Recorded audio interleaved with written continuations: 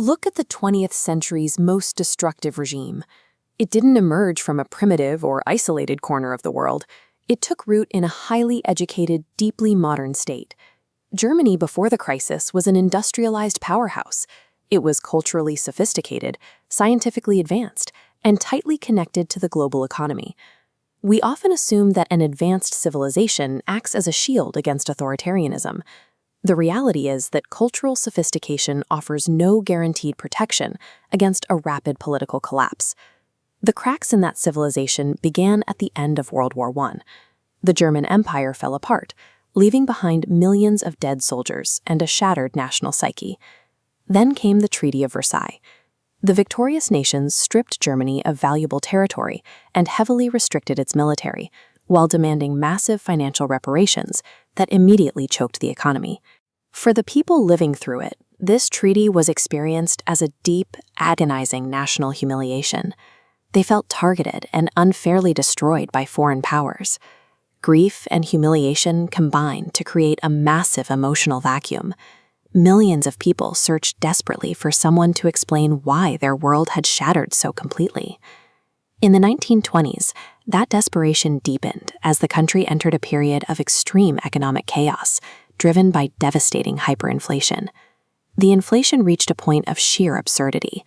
Entire lifetimes of careful financial savings became completely worthless practically overnight. Just as the economy finally started to stabilize, the Great Depression struck. Businesses across the country collapsed under the renewed pressure. Factories closed their doors, and unemployment exploded nationwide. These consecutive financial shocks stripped away basic security.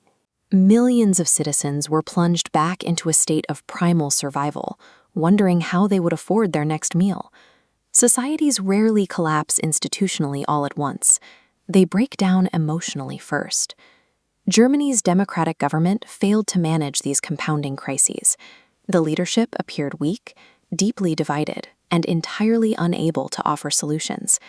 That political gridlock soon spilled into the physical world, as violence between extremist groups became a normalized part of daily street life.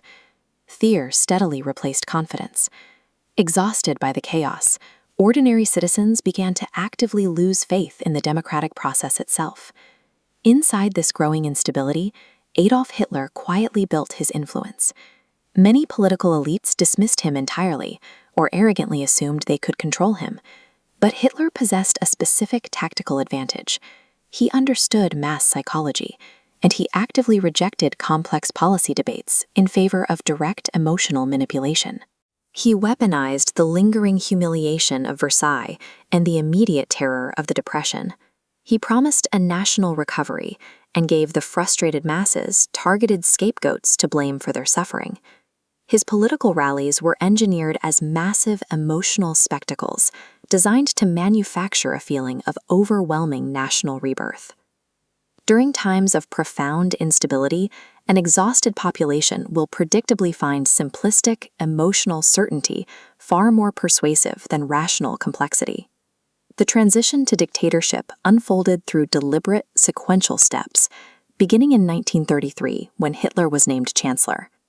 The critical catalyst was the Reichstag fire. The burning of the parliament building allowed the regime to rapidly and aggressively expand government authority. They invoked emergency powers to suspend civil liberties and legally suppress all political opposition. Independent institutions were systematically stripped of their power. Through a series of legally framed emergency measures, the democratic guardrails were quietly dismantled from the inside out. To cement this new reality, the regime deployed a massive propaganda machine designed to reshape how the public perceived the world around them. The regime used propaganda to manufacture a mandatory emotional identity, replacing independent thought with a state-approved sense of purpose and belonging. The physical manifestation of this intellectual suppression was visible in the streets, as crowds gathered to publicly burn dissenting literature and ideas. Once a society loses the ability to distinguish objective truth from emotional manipulation, the momentum toward catastrophe becomes virtually unstoppable. Adolf Hitler did not rise because Germany was inherently evil. He rose because the society was broken, exhausted, and psychologically vulnerable to anyone offering certainty. History offers a clear warning here.